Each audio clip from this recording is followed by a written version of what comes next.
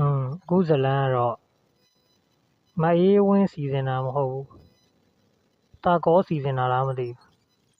နော်အခုဒဏ်ရာရတယ်တရုတ်ကဆေးရုံကိုရောက်သွားတယ်ဆိုတော့တရုတ်မှာပဲလက်စတုံးမလားမသိဘူးသူ့မှာလည်းအပြစ်တရားများနေတော့နော်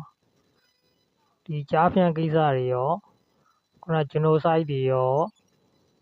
နော်ဒီခေရင်နေနဲ့ဘုံကျဲထားတဲ့ကိစ္စတွေပြည်သူတွေတည်ထားတာမနေဘူးလေဆိုတော့က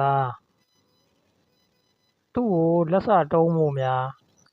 တရုတ်ကစီစဉ်မလားတော့မသိဘူးအဲ့ဒါဆိုရင်တော့ဂျပူကဒီမှာဆေးသွားကွင်းနဲ့တော့ပျောက်သွားနိုင်တဲ့သဘောရှိတယ်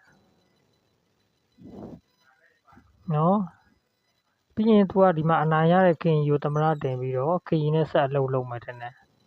ဂျပူကတော့ရေရိမ်နဲ့တော့မှတင်တယ်